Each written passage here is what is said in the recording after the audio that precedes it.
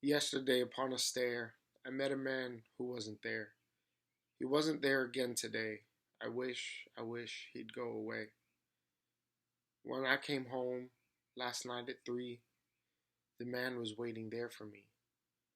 But when I looked around the hall, I couldn't see him there at all. Go away, go away. Don't you come back anymore. Go away, go away. And please don't slam that door. Last night I saw upon a stair a little man who wasn't there. He wasn't there again today. Oh, how I wish he'd go away. Good morning, savages. Welcome to another Savage Sunday. I'm your host, Eli, and we're going to be diving right in. Today, we're going to be talking about post-traumatic stress disorder, or more commonly known as PTSD. Now,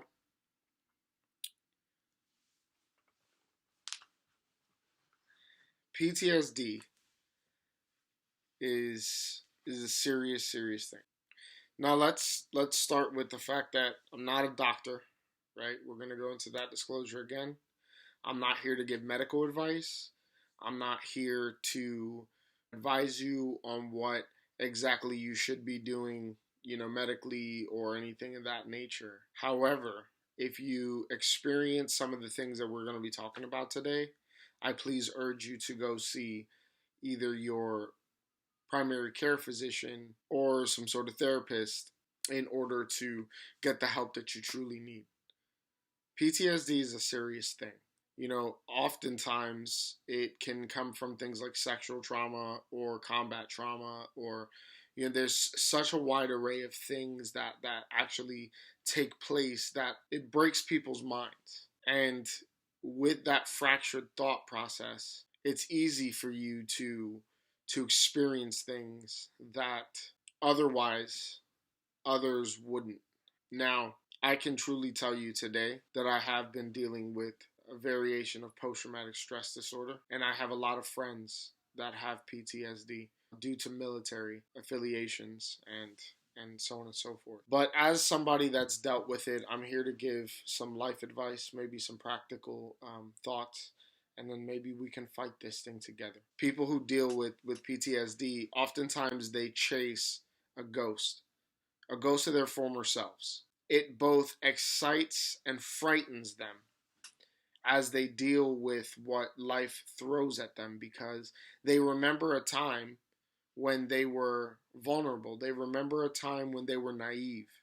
And at that point in time, that process of feeling so frightened for who that person was and the fact that they loom still around. Every time somebody with PTSD looks in the mirror, they don't see the same things normally what other people see. They see a broken person.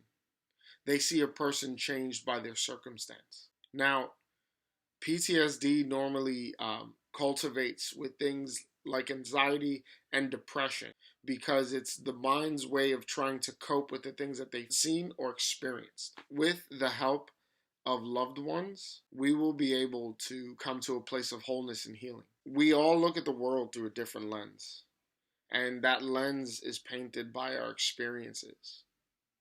People with PTSD have some issues. I had a buddy that whenever he did go to a restaurant, he couldn't have his back to the door. He had to see everybody that came in and went out. And although people would look at that as something that's very bizarre and very extra, for him, it meant life or death, even sitting in a Buffalo Wild Wings.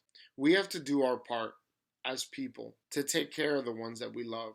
We have a responsibility as human beings to make sure that we're taking care of our own. It's easy for us to get wrapped up in our lives and not to want to be bothered by somebody else. But the staggering results of people with PTSD committing suicide is at an all-time high. And sadly, I don't see that coming down. Recognize the signs. When people are too depressed to get out of bed, love on them, reach out, text them. People who deal with sexual trauma, It's a lot of times people are quick to either put blame or, cast some sort of doubt or anything when somebody is experiencing something so intense from within. But there's a piece of innocence that they can't get back when sexual trauma has been applied to a person's life.